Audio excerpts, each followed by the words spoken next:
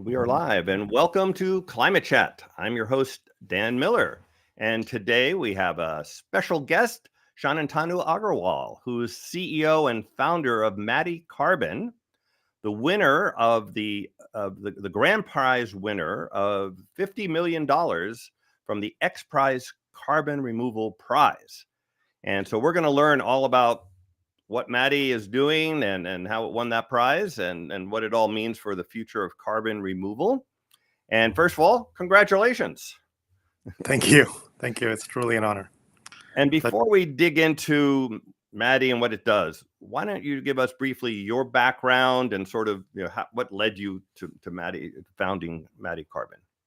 Sure. So I'm a chemical engineer by training. I grew up in India, but then I left to start working in oil and gas, actually.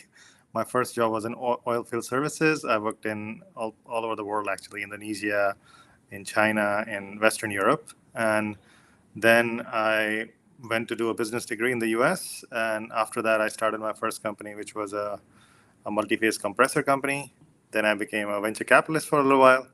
And then in 2017, I decided that I really wanted to solve for climate and wanted to dedicate my energies towards that. So I founded a company which was researching various ways to remove carbon from air.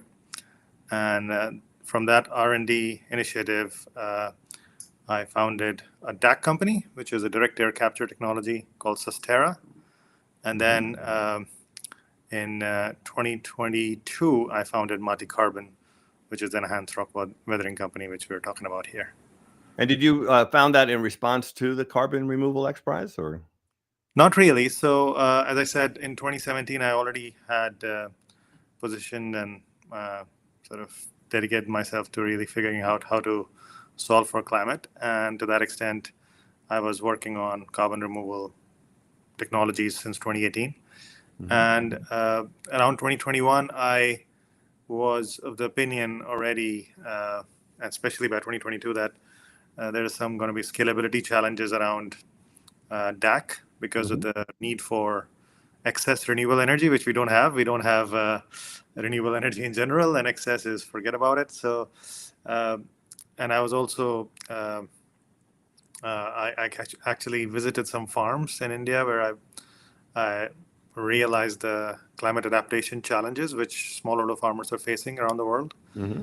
And so those two came together in Maddie, which I founded in 2022, which was more in response to sort of being part of the solution rather than XPrize. But XPrize was obviously the largest competition running with a huge amount of money at stake. And anybody trying to solve for this would participate. So I was also participating. I mean, put your hat in the ring, as they say, Right. And as I mentioned to you privately, I'm the one who actually suggested the Carbon Removal Prize to XPrize back in 2009, and we started doing some preliminary work, like what should the prize, what should we measure, and I even suggested $100 million as the prize, but I didn't have $100 million to give them then, and so nothing much happened until Elon Musk came along and decided to give the $100 million prize, and that's when the prize really got going there. So why don't we just dive right in and tell us, what does Maddie Carbon do? So Maddie uses a natural process, which most of the planet or most of the humans don't really know about. It's happening already at massive scale. This natural process which the Earth uses is only second to photosynthesis in terms of its potential and its viability to remove carbon. And it's called rock weathering. So the planet really uses two pathways: photosynthesis, which is your trees, and rock weathering to remove carbon. Now, in nature, we have all these volcanic rocks and basaltic rocks and various types of rocks which react with CO2 in air and water, which is either from rain or whatever soil water is there. That water and CO2 forms together a chemical which we know as carbonic acid. And this carbonic acid is something which we all drink quite regularly in Coca-Cola and in our Sprites and in our various fizzy drinks. And as you might know, this carbonic acid, it's this Coca-Cola, for example. If you take and wash your toilet bowl with it will remove the scale in the toilet bowl. It just washes that off. It dissolves it, right? Similarly, the carbonic acid in nature slowly reacts with these rocks and takes pieces of these rocks and dissolves pieces of these rocks. And that's the natural process of weathering, which actually forms soils as well. That's how soils are formed from rocks. And so basically, we are taking this natural rock weathering process and trying to accelerate it a millionfold, right? Very, very, make it much faster than what nature does it automatically. Nature's process takes this carbonic acid, reacts it with the rock, makes bicarbonates in the water, and then that bicarbonate runs off into the rivers, which makes your river water alkaline, which is what we like, and which then runs off into the ocean, which makes the ocean water alkaline. And we are trying to take this process and increase the surface area of the rock by 1,000,000x by finding the right rocks in the right soils, and then spreading these rocks in the fields. And there are multiple co-benefits of it, which happen as well, which you can talk about as we go around. But that's kind of the crux of it. Natural process, taking natural rocks, putting it into degraded soils, improving soil health, and accelerating the natural process of making of new soil with this process, rejuvenating the soils and capturing carbon. So, by the way, just to clarify, so carbonic acid and CO2 are essentially the same thing. Yeah, so people don't get confused about that. In fact, the first paper on climate change was written in 1896 by Svante Arrhenius, and I think it was titled "The Effect of Carbonic Acid in the Atmosphere Upon the Surface Temperature of the Earth," something like that, where he estimated what the warming we would get from doubling CO2, and he got it about right. This is all in 1896. So carbonic acid, sort of the old way, the old name for carbon dioxide or CO2. So to summarize what you just said, you're taking basalt rock, volcanic rock, you're crushing it, you're spreading it on farmers' fields, and they get co-benefits from that. They improve the soil health of their farm. And then that fine crushed rock has much more surface area to interact with the atmosphere, and that causes CO2 to be sequestered, to be captured by that rock. And can you tell how permanent is it when CO2 is weathered by rock? Is that CO2 out of the biosphere for a long, long time? Yeah, so this is the slow carbon cycle of the planet. So once the CO2 reaches the ocean in the bicarbonate form with its supporting cation, then the models show that it's sequestered for more than 10,000 years in the oceans. Now, obviously, the journey of it being formed in the mountains, wherever the weathering is happening, or in the agricultural fields, like in our case, from there, the bicarbonate has to travel down into the underground water or surface runoff water, and then into the rivers and into the ocean. That can take various amounts of times and can sometimes be difficult to measure as well, and has various risks to it, which we have to quantify, and that's where a lot of our science work is. But yeah, once it's sequestered in the ocean, it gets sequestered for a long, long time, and the planet is removing more than 100 megatons of CO2 annually by this method already. So that doesn't sound like a lot compared to the 50 billion tons of CO2 we put into the atmosphere, but I guess this is the long-term process. So 100 million per year, every year adds up over time. It's a few 100 million, but yeah, I mean, it's not a gigaton, but it's not like a few tons either. It's like hundreds of millions of tons annually gets removed already just by nature. Right. If we can learn to do this faster, we can potentially remove 3-5 gigatons per annum by this pathway without requiring new land use. I mean, we can just do it with existing agricultural land. So let's talk a little more practically, okay? You have a farm, and it might be in Africa or India or wherever. You're focused on the global south. There are rocks somewhere. How far away are the rocks you're mining? What does it take to mine them? Then you're crushing them, and how do you do that?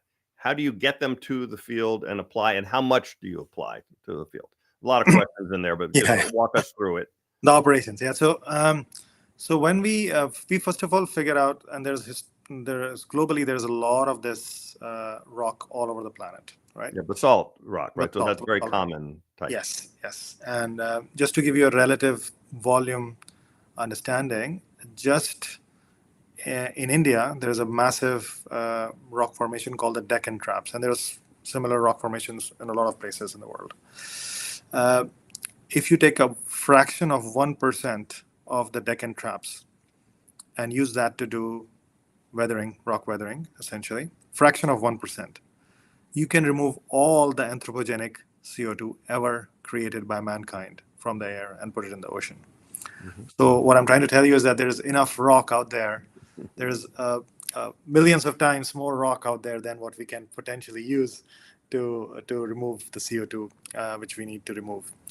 Now, the way we do it is essentially we find these rock sources where existing potentially rock quarrying is already happening, so we don't really have to reinvent it from scratch. And then we find around those rock sources compatible soils, and then we qualify the rock sources for their compositions to ensure that they are completely viable for what we are trying to do. And then in some places, like in India and a bunch of developing countries where there's a lot of development happening, the rocks are already being quarried, and they get quarried to make construction aggregate.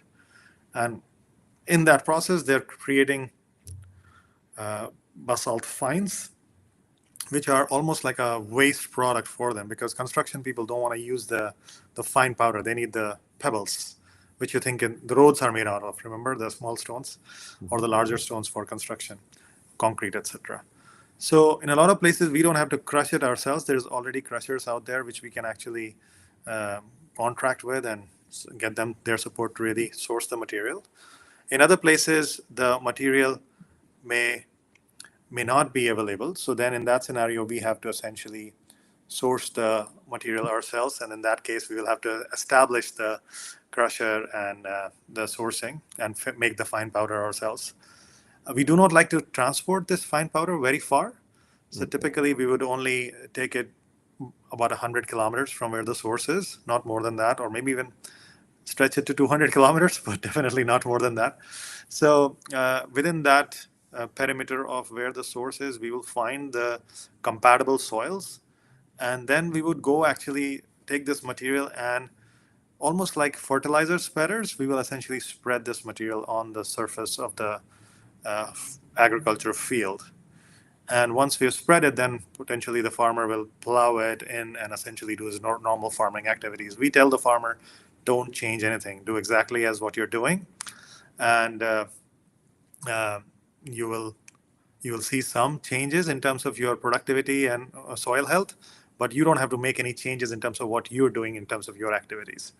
So that's the way we operate. In terms of application rates, that varies depending on the soil and rock compatibilities and what our geochemical modeling is telling us. Mm-hmm. So, but I would say it's quite high, the concentrations which we apply, and not they're order of magnitude higher than fertilizer application. Because this is a natural material, you're not really injecting a chemical into the fields. You're essentially deploying a natural rock, which will essentially become soil in the due course of time anyway. So we are typically between 5 tons to maybe even 50 tons per hectare. So that's a lot. So 50 tons is, kind of unviable in some hectare places. Is 2.4 or is it 2.4 acres? 2.5 acres, yeah. Hectare, 2.5 acres. Okay. So that's a lot. That's a lot. Wow. That's right. But that's a range of experiments which we have run in various fields. So I guess one of the big questions, let's just jump right to it. You go and do this and I don't know, let's say 5 tons, 10, let's say 10 tons, put 10 tons down. How much CO2 do you expect that rock to capture, to sequester, let's say in the first year, and then like the time after that as well? Yeah, so The carbon removal potential of these rocks can be calculated. There are quite a simple stoichiometric calculation which you can do. Mm-hmm. And typically, basalts are around 0.3 to 0.35 tons of CO2 per ton of basalt Right. is the carbon So removal. that's the max. That's the theoretical maximum. That's the theoretical max. That's right. And there are other rocks out there, wollastonite and olivine, which have higher potential of carbon removal. But we typically use basalts because they are the simplest and the most benign rocks, and they also have the most co-benefit in terms of the number of nutrients, micronutrients, which they have in the composition of that rock, which can come to the fields. So they truly are very good in rejuvenating the soils.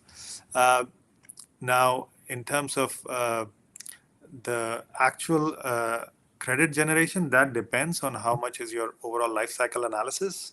So yes, the total CDR potential could be 0.33 or 0.3, let's say, but your actual net removal will be slightly less than that, maybe 10, 15% less than that. And then you'll have various sorts of... Wouldn't it be a lot less than that?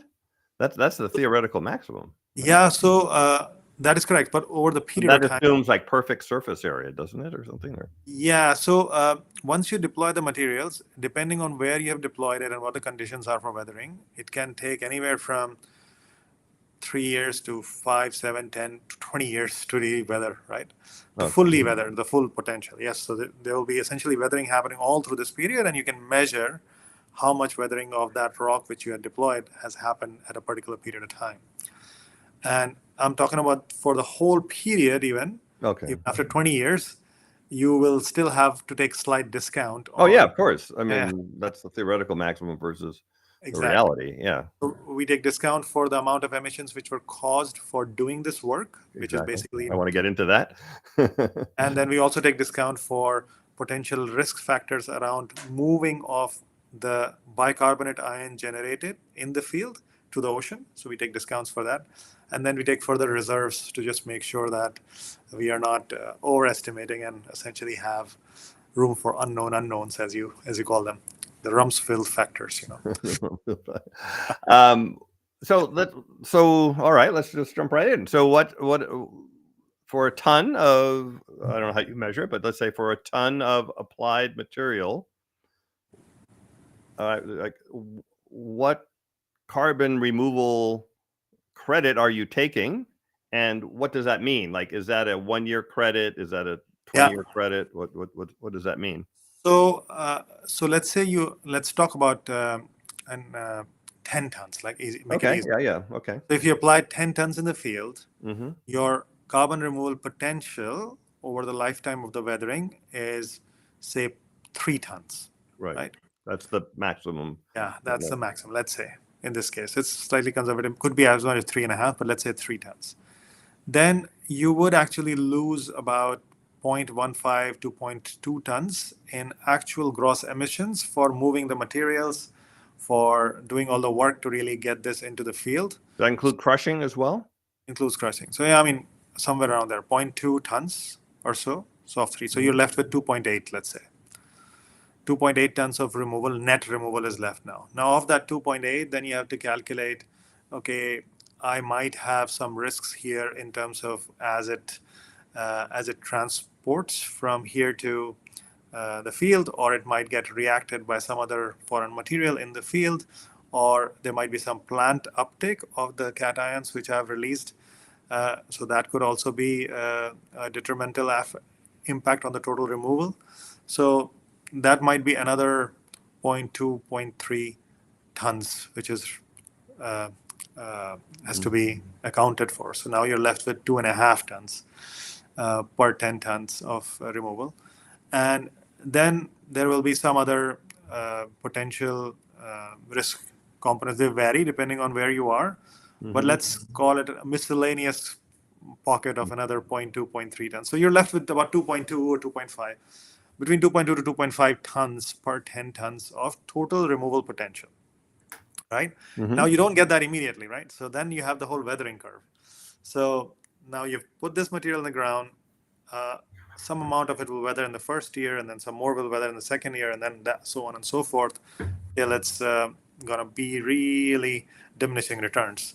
So depending on where you are, this weathering curve could be quite fast or could be slow. Also, it depends on the type of rock you have and the size of the surface area of the rock, the conditions of the field geochemistry, the temperature, the water chemistry. All these things matter in terms of getting you the final weathering curve. But this 2.2, 2.5 tons of removal from that 10 tons will happen over a period of 3 to 7 to 10 years, depending on Okay. where. And so you can only take what has actually happened over a period of time. So if you come back in 2 years and then try to measure, okay, let's see how much of this 10 tons has actually weathered, and the carbon removal potential was, let's say, 2.2 tons, and you discover that, okay, 40% of it is now done. So you can actually account for, based on that, 2.2 times 40%, which is like 0.88 tons of carbon removal, which is done in the first couple of years.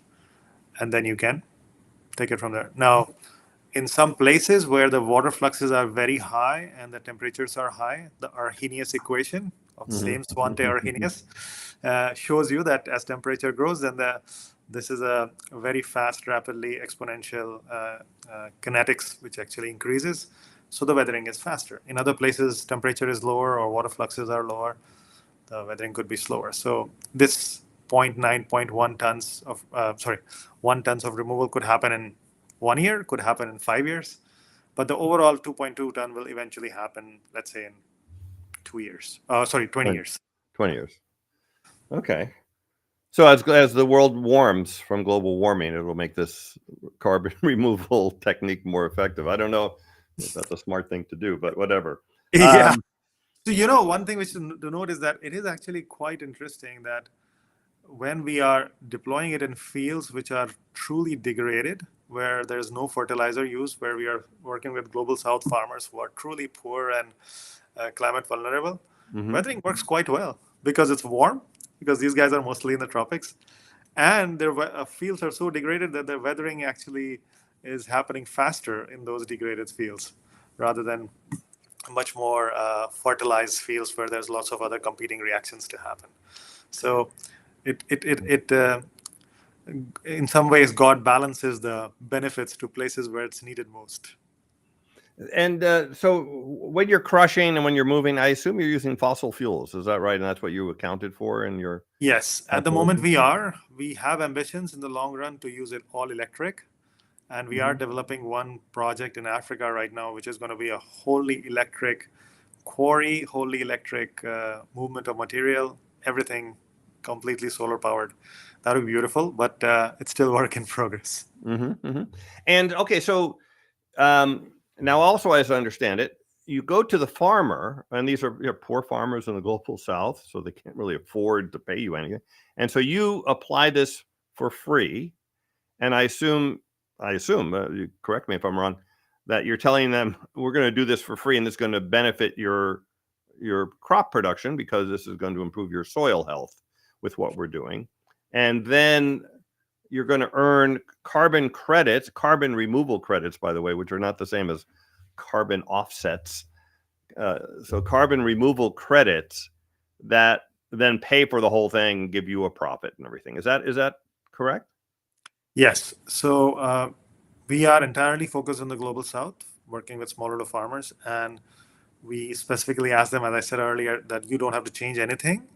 We come here and we will actually not require you to do anything in the deployment process either. We will actually come to deploy it in your fields.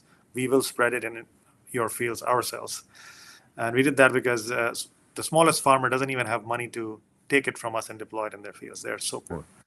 So we deploy it in their fields, and we do all the measurements and all the sampling and all the sort of intermediate tasks of creating the carbon credits, which are required for the generation of the certificates. And then we monetize those certificates to pay for all the operational expenses which we have incurred in that process to make it a economically viable process. And because we are a public benefit corp and mission bound to sort of serving these farmers, we also have the mission to any profits which are generated eventually are also going back to the farmers, to the fields which they are being generated. So 100% of the value which is created in a particular farmer's value field goes to the farmer. Well, in terms of profit, because you have a lot of cost you have to cover. Yeah. Yeah, I mean, so the co-benefits, which are essentially the increased productivity, the reduced farm inputs, are all to the benefit of the farmer. So typically we see about 65% of our farmers tell us that they don't need pesticides anymore, which is kind of was very surprising to me, but now it's become commonplace to my mind, because generally the crop health goes up as nutrients come into the fields, and it's, in my mind, it's equivalent to when we eat our vitamins and minerals, we become more immune and healthier. Similarly, the crops, when they get these micronutrients, which more than 20 of them are released with basalts in the field, the crop health improves and they're able to fight off diseases and nematodes and things like that. One thing which was very surprising for us to see was a farmer would have a application field and a control field right besides each other, because that's how we like them to do. And then they will ask us that, oh, you deployed this material and the nematode is not jumping over and going to the plants on this side of the farm. What is that? Did you put pesticides in them? And we were like, no, they're just healthier plants. So that's the reason the nematode is not going and biting into them, because it's maybe a harder shell. And one of the things which we add is, because it's silicate rocks, the plant available silica goes up. So that helps with, it's almost like bone structure for us.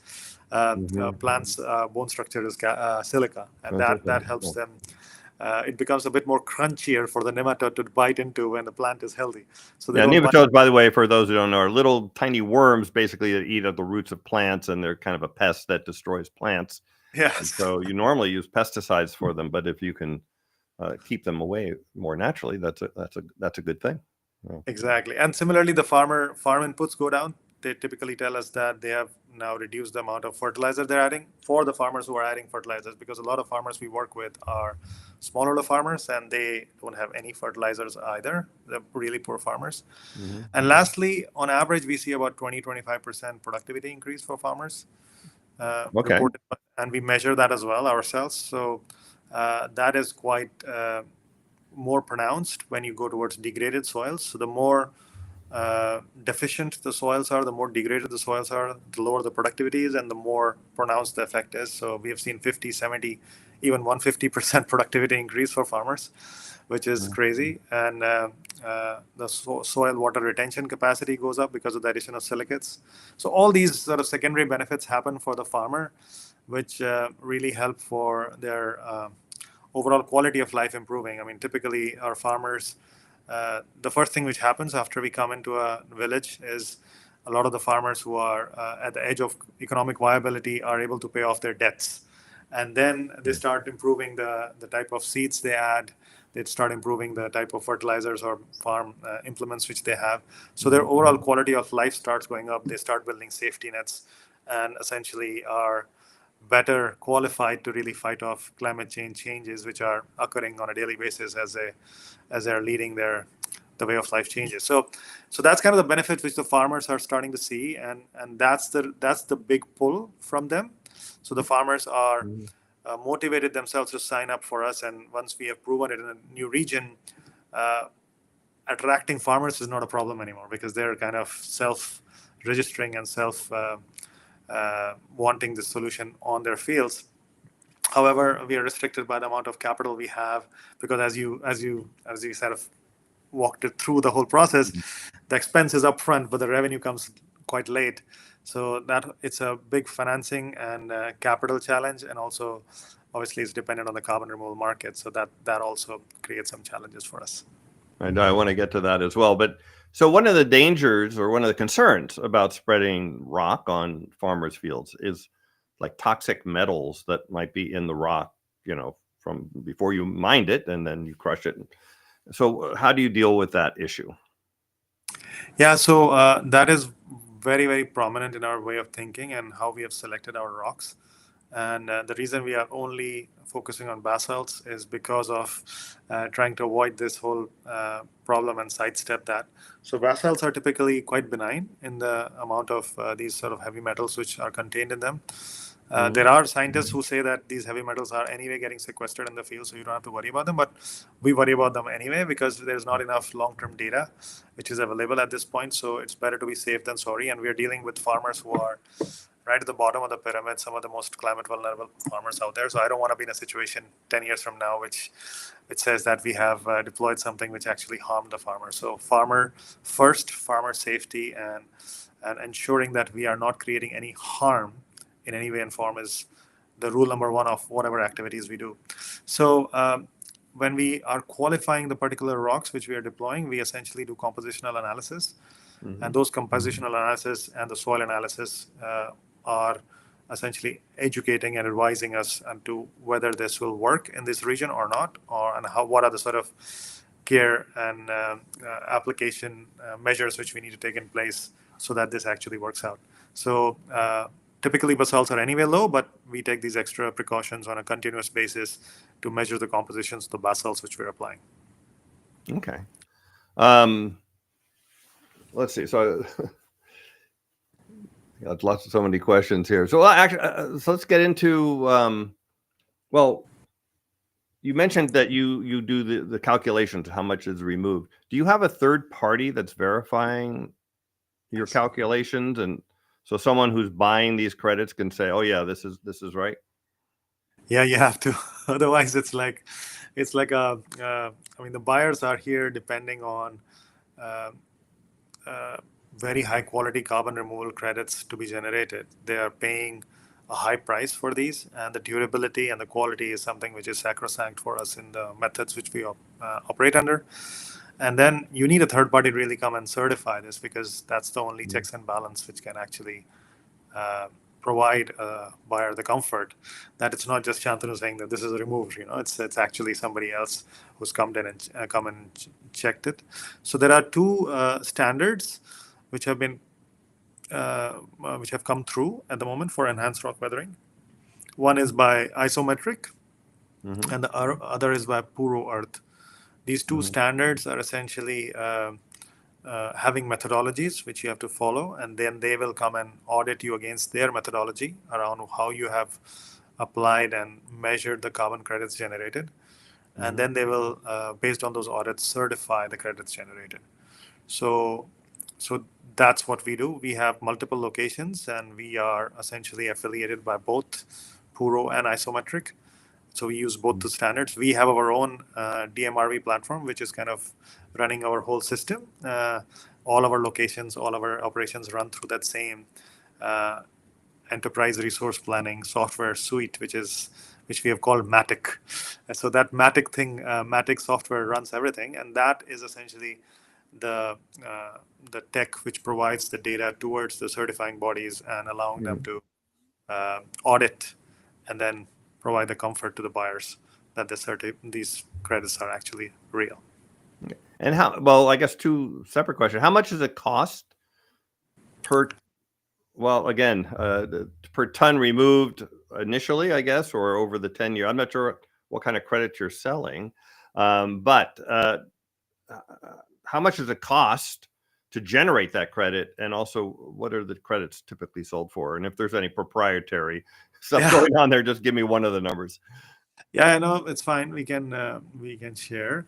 So today, the science is still quite nascent. There's a lot of work being done in R&D towards maturing the science and being able to sort of predict these numbers and be able to calculate these numbers with more precision and accuracy without spending a lot of money.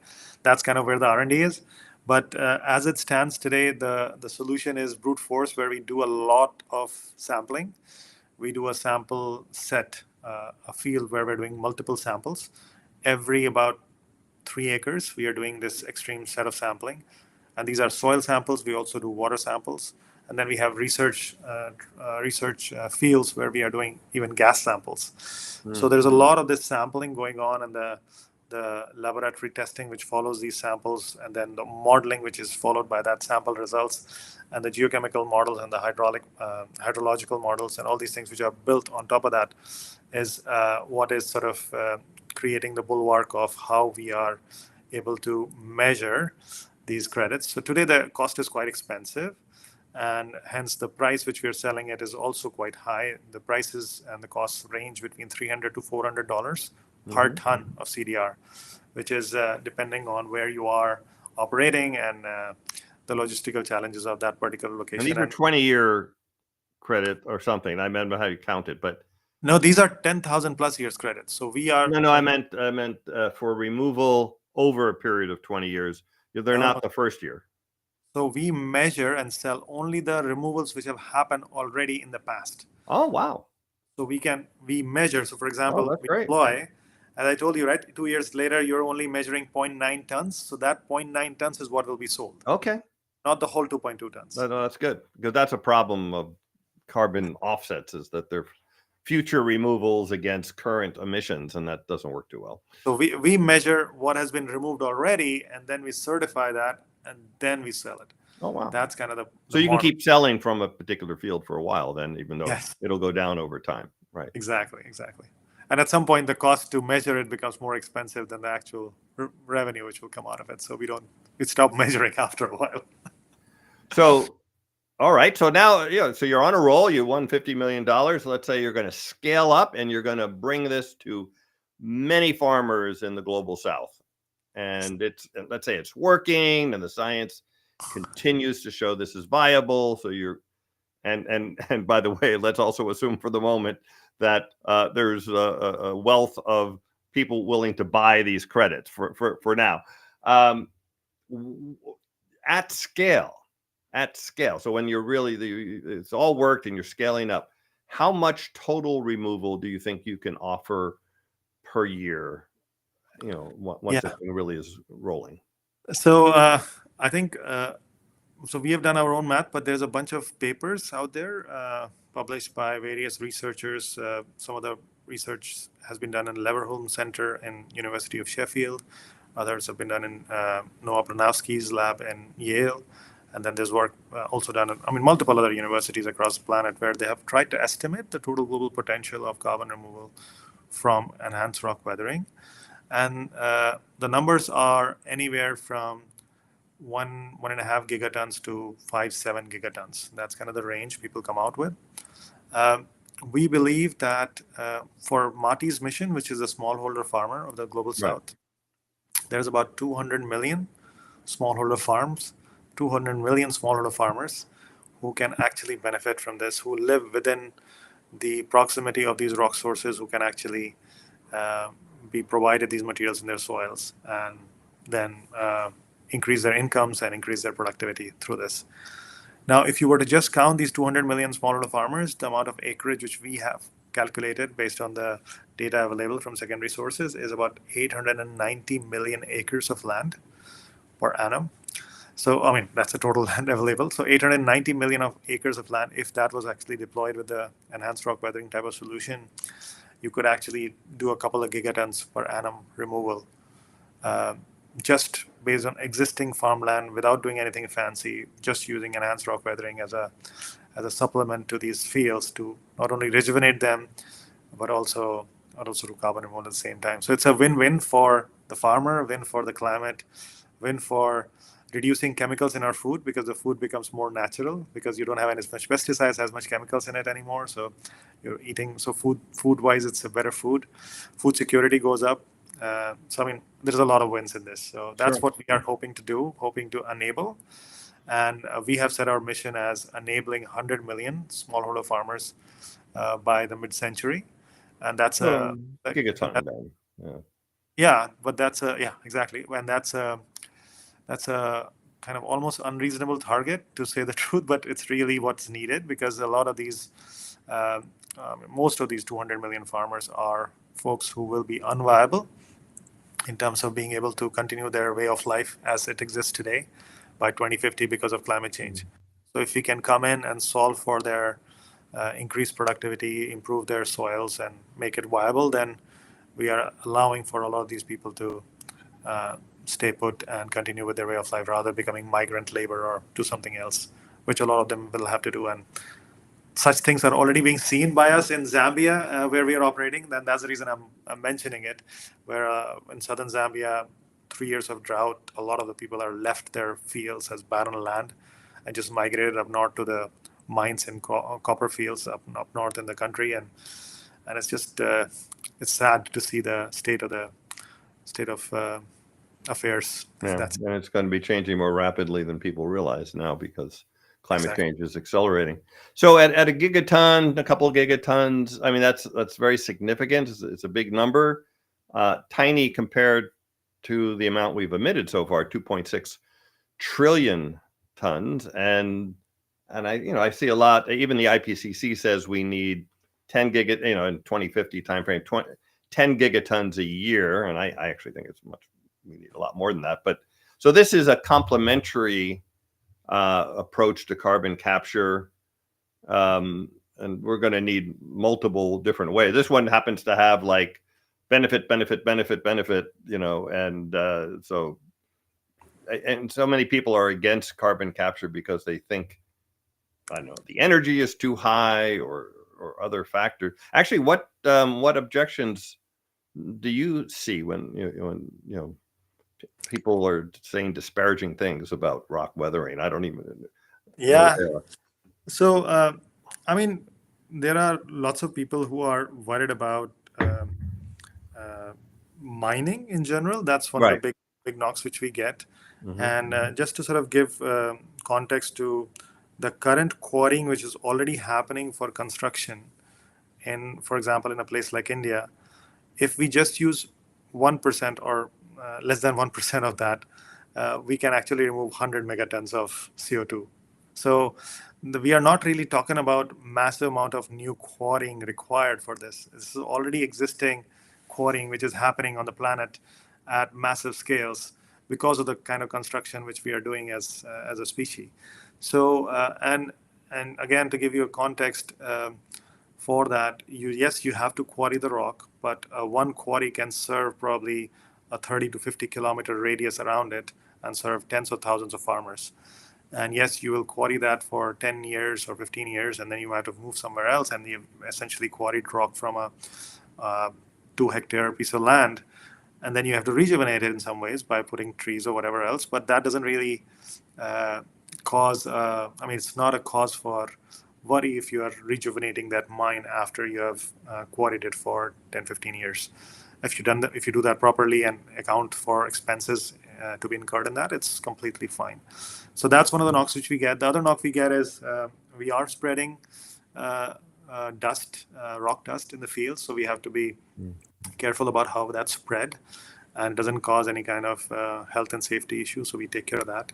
The third knock we get is around heavy metals, which we talked about already. We take care of that quite well. The fourth knock is that even feasible? Can you do that with smallholder farmers? It's so dispersed, so difficult. And is that the right? And that we have proven now. We've got more than 20,000 farmers working with us. 20,000 farmers? Have you spread material on 20,000 farms so far? Not spread all of them, but yes, spread quite significant portion of them already, and we'll get them as well very soon. So we are working through them. So yeah, India is that's impressive on its own right there. Yeah, I mean, we have deployed more than 250, maybe 200,000 tons at least. We have already deployed in the ground, probably reaching out to 50,000 tons. So we are scaling quite rapidly, and we hope that we can further scale to really reach more farmers. And as you sort of mentioned, everything here is old school technology here. You're not inventing. This is not like Climeworks or something where you need new sorbent materials and figure out new things. You're using existing mining, existing trucking, existing spreaders, everything. I mean, of course, lab equipment to measure things, but so that's very cool. Yes. So I'm going to let you answer about one other criticism that I read, which I think is ridiculous, but I'll still give you a chance to. And that is, this is the money for your prize comes from Elon Musk, who back when he gave it believed in climate change. That climate change was a bad thing, and now he doesn't seem to think that's so important anymore. And so people I've read, I mean, again, I don't agree with this at all, but I've read that some people criticize this whole process as tainted. Do you want to respond to that, or? I mean, I can only thank the Musk Foundation for funding this prize. It's been a phenomenal catalyst for the carbon removal industry. It's truly allowed 1,300 companies to put forces and effort into competing for this massive prize. And then, I mean, 6 of the companies came out as winners. And each of those companies and the top 200 competitors who are there in the carbon removal world are phenomenal technology owners who are trying to solve for the greatest challenge which humanity has ever faced. So I think it's good show for Musk Foundation to actually spend this money and come through with the money. I mean, the money has actually shown up, right? So the Did you money get it? Did you actually get the check? yeah, exactly. So the money has shown up. So it's real. And I mean, whatever the public opinions are, I mean, I think action speaks more than words, to tell you the truth. And we are able to continue our work because of this. We are able to scale because of this. So I'm focused on my work, not Yeah. what other. Also, I think it's kind of ridiculous because if you really think that way, then you also have to be against solar power because Musk has a solar power company. You know, like you're going to be against every climate solution just because he thinks are also good ones. I don't know. It's kind of strange. Two more questions before we get to our co-mods and audience questions. Let's see. Let's finish up on the carbon removal credits. Are there enough? These are voluntary credits for the most part. Is that right? And Absolutely. is there enough today? And do you think in the future there'll be enough credit buyers to keep you going? Yeah. So today we are seeing quite a bit of momentum with companies who are wanting to be good corporate citizens, who are typically companies who have higher profit margins as well in this context. So the big tech companies and the big consulting companies, banking companies, these kind of companies who have emission a profit by emission ratio which is quite high are the kind of companies who are buying our types of credits. As the cost of these credits come down in the long run, we hope that this becomes more widespread and other companies can buy it as well.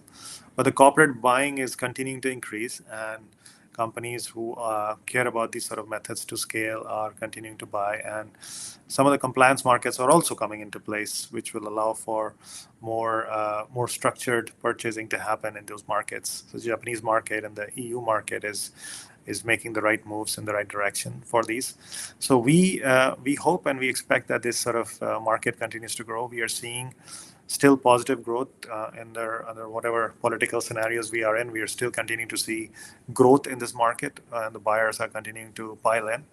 And we hope this momentum continues to increase exponentially, because that's what we need to really scale to the quantities which we need as mankind. And yeah, I mean, so we are excited and enthused by it. Yeah, and we're going to need to have government policy that gets serious about climate change. We don't really have enough of that yet. You mentioned EU. There are some, but not nearly at the scale we need. So this voluntary market, I think, is going to have to be replaced with government policy that requires you to offset your emissions and these kinds of things. And that's what I'm talking about. The compliance market in Japan, EU is kind of doing that as a first step, and in Canada as well. So those compliance markets are going to make it a forcing mechanism in the near future in some of these markets, and then that hopefully becomes a standard globally. Okay, and then so let's just end with a comparison, because there's a something I've known about for a long time called Project Vestas, which is maybe called something else now, but it was started out being called that. And they were doing something very similar, except they were crushing olivine because you said it has maybe a higher potential for capture, and then they were spreading it on beaches, because that way, as you said, that also then the path from the farm to the ocean is long. The path from the beach to the ocean is quite short, and they also had at one point, they claimed the cost per ton was $5 when they first started. Now and it's maybe 10 times that, or maybe more now, but it's still not that much. So I'm just asking you, compare and contrast what you're doing, which of course has the farmers' benefits, which Project Vestas does not. But any other comparisons that you can make between those two approaches of enhanced rock weathering? So firstly, enhanced rock weathering at full scale will also be significantly cheaper. We hope to be near around $100 price point at megaton scale, and maybe even before earlier than that. So I think the scale up is very much required, and we could reach lower than $100 as well. Depends on all the scaling components as they come together. Project Vesta itself was a very interesting and innovative concept when it came out, and I think it has gone. It is not scaled to the type of scale which we were expecting originally, and I think my understanding is primarily because of the complex nature of measurement, reporting, and verification of the ocean based alkalinity generation pathways. So this is basically an ocean alkalinity pathway where you're essentially having the weathering happen on the sea beaches and the alkalinity generates right there, and then being able to measure that properly and understand that, okay, how much of that actually converted to making CO2 drawdown happen has been difficult for them as far as I understand. But I mean, I wish them luck. I think all of these pathways are required, and we have to be scientific about it. We can't really do any greenwashing or foolhardiness here because this is our future we're dealing with. So we need to figure out the best, most robust scientific ways to remove carbon, and those are the ones which we need to scale to global scale. Very good. Great way to end there. I see. Stacy, are you ready for question or for the chat? Or if not, then maybe. Okay, let's bring Stacy on, one of our co-mods, and she'll have a question, and then a couple questions. Then we're going to go to Leon Simons, who's also going to ask some questions. But Stacy, welcome. Let's do it this way here. Hi, so nice to meet you, Shantanu.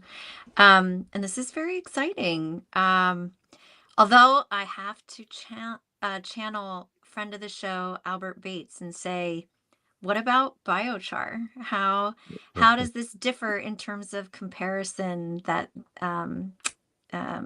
what the two bring to the table?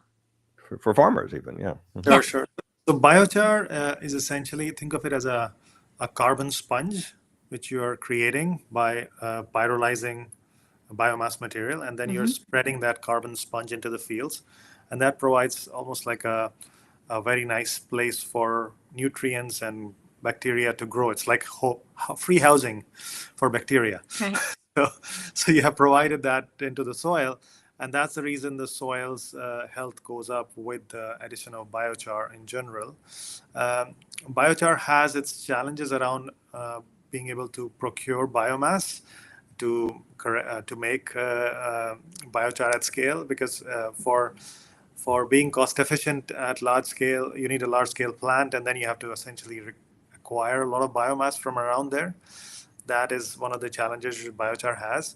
But I think it has also been proven out to be a very good pathway for carbon removal and for farming as well. However, it doesn't generate any new nutrients per se into the fields as what we are doing in enhanced rock weathering. We are essentially releasing all these nutrients and bringing up the nutrient availability in the degraded soils, which essentially is from the weathering of the rock.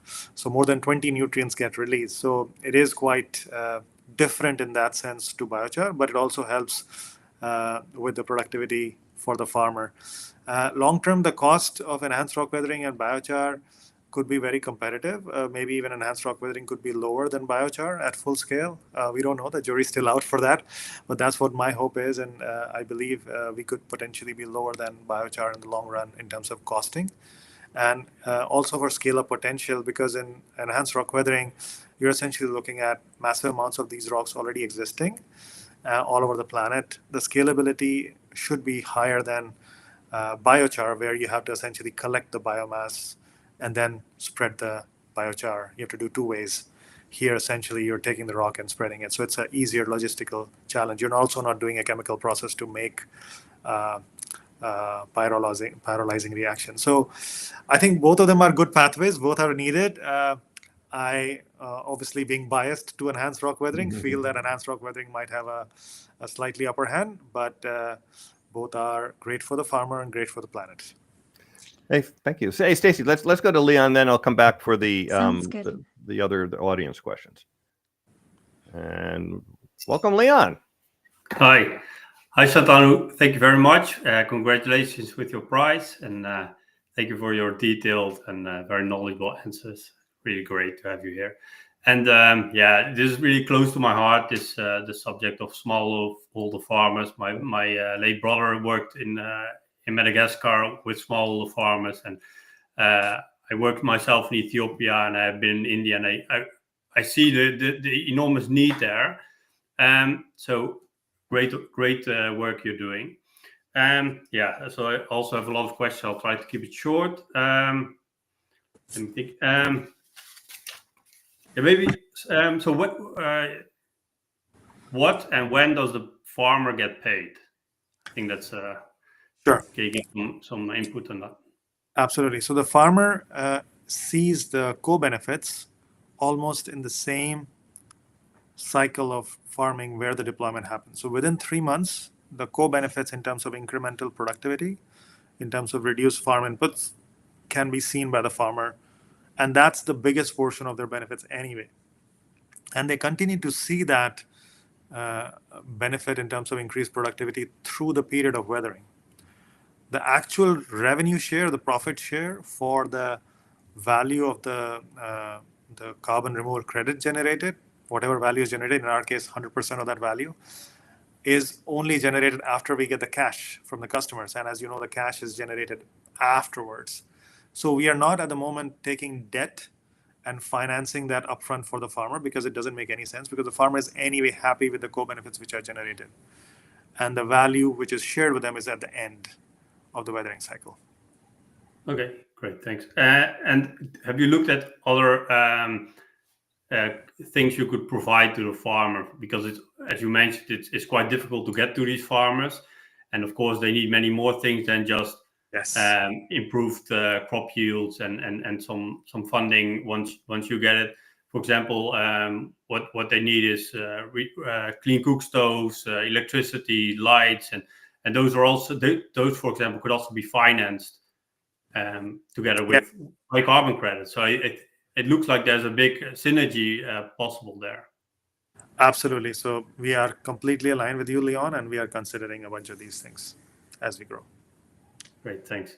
And what are your most important stakeholders? Because I think, for example, in Ethiopia, I see, for example, Dangote Group investing billions in these enormous concrete factories, and governments do that as well. I imagine they have a lot of money, and they also, I imagine they use the same types of rocks, or they could use the same types of rocks where they produce materials. So are those stakeholders, or of course the farmers? So we are obviously very open to collaboration with people who can see synergistic sourcing for us in terms of rocks, and Dangote could be one of those for sure. However, we are not really tied to any of these big groups like that at the moment, or we don't really aspire to do that either, because we are kind of farmer first organization, and our objectives are aligned to the farmer and trying to serve them whatever best way we can. To that extent, depending on the country, our primary partner could be the government itself with their agriculture extension office, or could be an existing NGO who's serving the farmers, or could be some local bodies which are there in the farming world, even cooperatives, FPOs, these kind of things. So those are the primary partners who we go with to serve our stakeholders. Okay, so for now you would just buy those materials from those big companies. That's right. Great. Okay. Great. Leon, I think we should go to Eli and then get back to the other questions so we can keep it not too long. So thanks, Leon.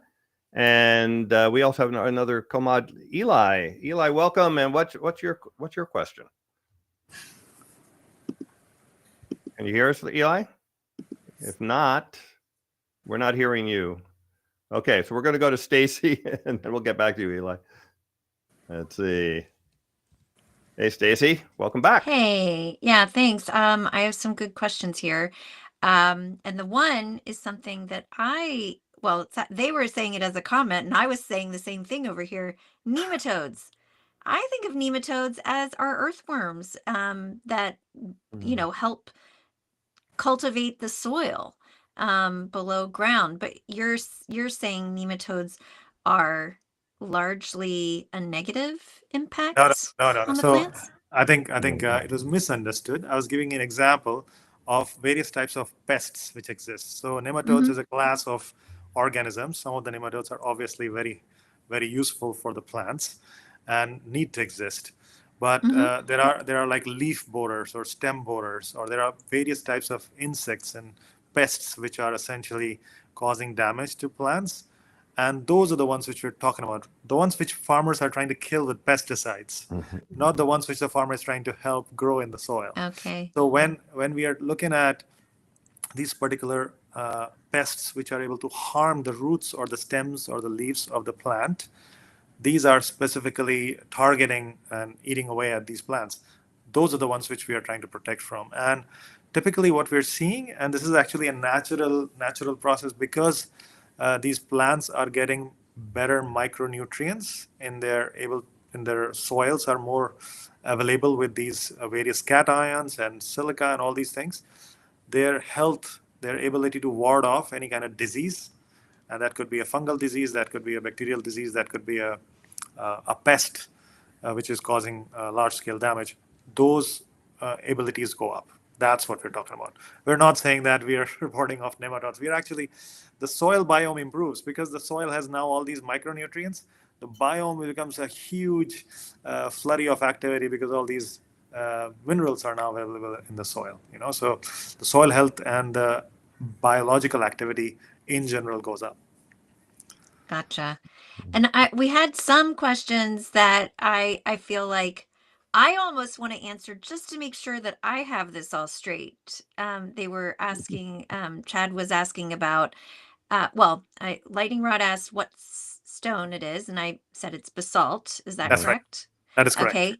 And that, does it work to some, Chad asked if it works to some degree with all stone types, and I would say probably not as well. The one you found is somewhat optimal, correct? That is correct. So you can't just take any rock willy-nilly and put it in there. It's not going to help much. I mean, Right. it may not harm much either, but it's not going to do anything. It's just going to sit there. Well, there are some others that you have mentioned, like olivine, that there are a few types that work, Yes. but basalt is super common around the earth, and also does a good job of this, right? So I see some questions here. Let me just ask you, kind of people do this all the time, and I usually answer them myself, but people are claiming that what you're doing is helping fossil fuel polluters somehow. And they think you're in bed with them or something like that. I answer this question all the time, but why don't you take a crack at it? Are you helping fossil fuel polluters by removing CO2 from the atmosphere? So I don't get the logic of how I'm helping fossil fuel polluters. I mean, we are essentially allowing companies to have a commercial pathway to becoming net zero. Today, if I want to become net zero and I'm sitting as Microsoft, there is no pathway to do that. I mean, how do you actually source the amount of electricity which you need to source and serve all of us, Office 365 and all the data farms which we are supposed to do, without using some of that? Create the infrastructure and then say that don't use fossil fuel. There is no infrastructure. The infrastructure is in development, and it's going to be in development for the next 20, 30 years. So if a company is saying, I want to actually wipe out all my carbon emissions and I want to be net zero by 2030, that should be praised. That should be, commended that this company actually cares about being net zero and is trying to do the right thing. And yes, they want to be net zero, so they don't want to burn fossil fuel. If you give them an alternative to not burning fossil fuel, they will do it. But there's no alternative, and they're buying a $300 ton carbon credit. So they're definitely not wanting to buy it. This is the most expensive carbon which they can buy, and if they're ready to buy this, they should be commended. They're there for the mission. They're actually wanting to be entirely net zero. So it is not helping companies burn fossil fuel. It's helping companies who actually want to serve and be the hallmarks of the climate revolution, who are trying to be net zero. And they need to have a pathway to do that, and this is the pathway. And this also creates a gentle pathway for carbon removal to grow, because you can't wake up in 2050 and suddenly say, I want 10 gigatons of carbon removal, and suddenly Aladdin is going to get that to happen. It's like it is a ramp. Today we are at a few 100,000 tons of removal per annum. Going from 100,000 tons to a million is 10x, to a billion is 10,000x. This industry needs to grow by multiple tens of thousand x times, and that can only happen over 10 or 20 years of sustained buying by companies who are allowing this industry to grow. Then only we become net zero as a species by 2050. So people who say that we are supporting fossil fuel companies are entirely misunderstanding the whole thing, and I can sit down and give them yeah. And they also think that just by doing carbon removal, that means that fossil fuel companies can continue doing what they're doing. But that just assumes that we're not going to take climate action seriously. I mean, that's the assumption, like that we're going to ask fossil fuel companies to pretty please don't do what you're doing, as opposed to requiring them to phase out and things like that. So, and we're also you're removing past emissions. Absolutely. You're not removing current emissions. You're removing past emissions. And at the price point where we are, it doesn't make any sense for fossil fuel companies to do this. I mean, there are lots of other cheaper alternatives to do this other ways. I mean, a fossil fuel company is not going to be buying $300 a ton carbon removal. That is not their pathway. I mean, if you're doing offsetting by emission reduction somewhere else for $5 a ton, $2 a ton, that could be called that, okay, there is some pathway of maybe these guys are trying to do greenwashing, but at $300 a ton, it's not greenwashing. Yeah, if you want to see fossil fuels phase out really quickly, require them all to buy your carbon credits to offset all of their emissions going forward. Man, you would see fossil fuels. That's a $300 a ton tax on fossil fuels. There would be very little fossil fuels being used at that point. Absolutely. Yeah. So, all right. Anyway, there were a whole bunch of questions on that, and I see this all the time. And and by the way, the fossil fuel companies don't help because some of the CEOs say they want to use carbon removal as an excuse to keep doing it. So, I mean, yes. And if we let them do it, well, then that's our fault too, But of course, they own the politicians, so there is that. Anyway, we're going to try with Eli again. Let's see, Eli, you're now front stage, and let's see if we can hear your question. Go ahead.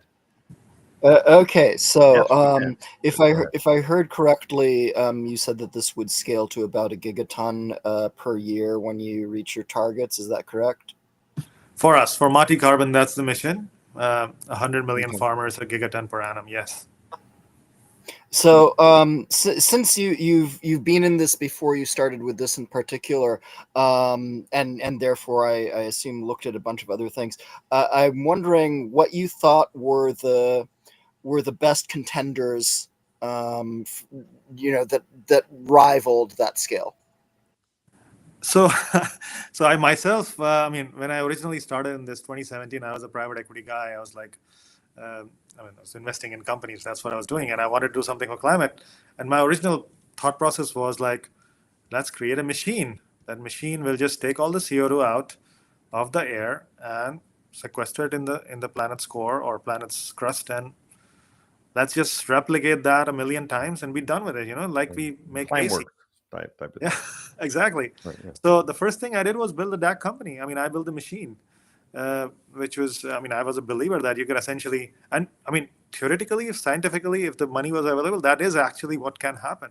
You can put a large scale renewable facility, massive scale, global scale renewable facility, and put a bunch of DAC units and remove all the CO2 in the air and be done with it. But so can you stop using fossil fuels tomorrow? If you can actually put all the money and stop doing that, but we're not doing it. So the economics of the world and the political economic of situation of the world of how it works and how things change kind of helped me understood that DAC may not scale, and at least in this next decade, until there's excess renewable energy. Because right now we're essentially using grid electricity to remove carbon, which is not intelligent, because you're burning fossil somewhere on the other end of the grid and removing carbon here on the other end of the grid where it just doesn't balance out. So DAC is truly the most scalable pathway if you are actually able to have excess renewable energy. If you have fusion, let's build a massive cold fusion plant. Let's build a massive DAC plant and just remove all the carbon in the world and you're done with it. Easy peasy. One location, or maybe 20,000. That would be a big location. 20,000 hectares, 50,000 hectares of land, and you just set up huge amount of, and the beautiful thing is that CO2 is everywhere, and CO2 just diffuse into that area and done with it, easy peasy. But that's not so easy. That's not going to happen. So the other real pathways which are going to happen in the next decade too, the biggest ones are what XPrize recognize themselves: enhanced rock weathering being number one, and number two being biochar, right? So these are the two most scalable pathways in the next decade, in my view as well, which will allow for large-scale removal to happen, and then they'll continue to scale over till 2050 and be potentially each will be a few gigatons, maybe enhanced rock weathering slightly more than biochar, but they can each be gigaton solution for mankind. Then DAC essentially comes in and becomes the most scalable pathway once we have free energy, and that I don't know when that'll happen.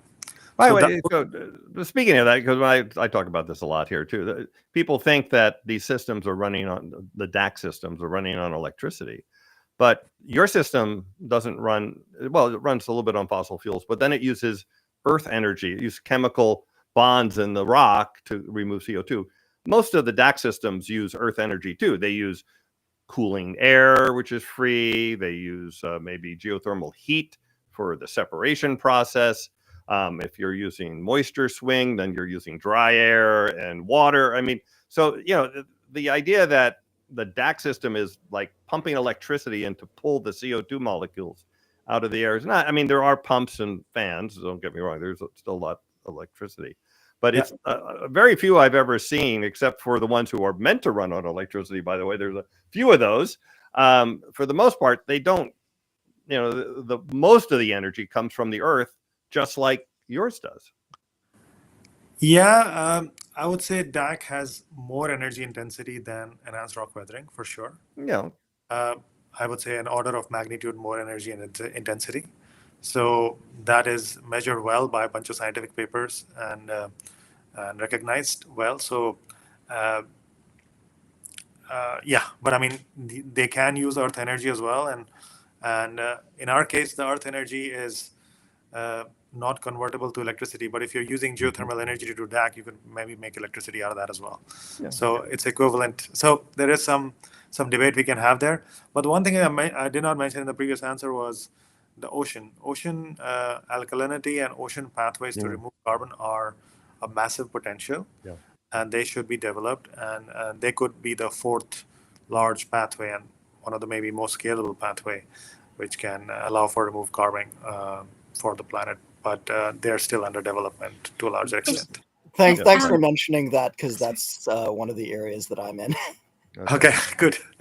Great. One of the something that has come to mind, you were saying about that you do all of the spreading for the farmer, and I'm guessing this must come at a certain time of year. Is there any way that could also, I don't know, either get them to a path where they could do it on their own? I know that they don't have the machinery. I don't know what the economies of scale are in terms of having a collective of farmers that you would give them the machine and train them how to do this, or incorporating one of their processes, I don't know, along with it, so that it just becomes easier and more turnkey, as opposed to Maddie going farm to farm to farm to farm. Absolutely. So that is what we want to happen in the long run. The MRV today is still quite nascent, and we want to ensure absolute control and ability to stand behind every ton of delivery which we are making. And the models are not as robust as you would like them to be. So once the models and the science is so robust that the number of samples can be significantly reduced, and you can actually estimate the carbon removal from just data, then I think this sort of a process where you can essentially outsource all the work to the farmer themselves and allow them to sort of access the rocks and spreading it themselves could be something which could be made mainstream. And we think about that, but I think it's still probably at least 5-7 years away before we can get that kind of confidence in the systems we have, and maybe it's longer. I don't know yet. Okay. Leon, are you there? Because I don't see your camera. Oh, there you are. Okay. And Leon, you have a final question. Yes, I have one last question. And I think you have already a lot of work in front of you, but I just wanted to ask, could you, for example, combine other inputs like fertilizers or also add this biochar, or for example, we had a long discussion on Climate Chat with Vincent Gauci, who talked about adding sulfur to wetlands to reduce methane emissions, which might also be a possible carbon benefit, which you could, as you have all this whole system, or setting up this whole system, you might also bank on that. So are you looking at that, or is that Yeah. for the future? We are doing extensive studies on methane emissions because that's one of the very important pieces of the overall GHG picture for us as well and for our farmers. So we are doing a lot of research on that and how we can actually intervene on reducing methane emissions from agri. However, your point to sort of adding different types of fertilizers and different other ways to sort of support these farmers are absolutely things which should be considered, and some of these things are already being worked at in our R&D phase, and others we are happy to collaborate in. But I think your thought process around us being able to leverage our infrastructure in the field to benefit the same farmer who's already working with us on enhanced rock weathering with other solutions is absolutely on point, and we're thinking about those things all the time. So I think as these solutions develop and mature into replicable models, we would love to find partners who would like to sort of leverage our infrastructure to roll them out as well. I mean, the whole point is to help the planet and help the farmer. So great. Thanks. And yeah, if you need more input on that those methane emissions, I think we can connect you to Vincent Gauci, because he has he does the science. He already does a lot of. He really works in the field as well. So I think there's synergy there where you can. Sure, Yeah, please do. I don't know if you also work in wetlands. If that's I don't know what the soil or the farms look like, which you focus on.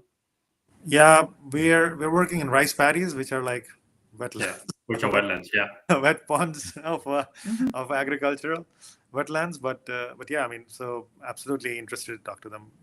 Great. Well, Shantanu, I want to thank you so much for joining us today. This subject, as you know, dear to my heart. I've spent a lot of time looking at it over the years, and I learned a lot today from what you said. It sounds like you're really on a roll, and again, congratulations on winning the grand prize, $50 million, which sounds like you're using well already. I'm actually, one of the most surprising things is just how far you've gone already, with how many farms you've worked with already. And where you're going. So thanks for the work you're doing. Keep it up. And thank you. And everyone, please, we always forget to do this, but please like and subscribe and hit the bell. The more people that do that, the algorithm will spread this information on climate action and climate science to more and more people. And that's really important. So please do your part. It's free. And just hit the like and subscribe and help us out there as well. And we'll see you next time. We'll see you next time, everyone. And thank you. Take care. Thank you. Okay. Thank you. Bye. Thanks. Bye.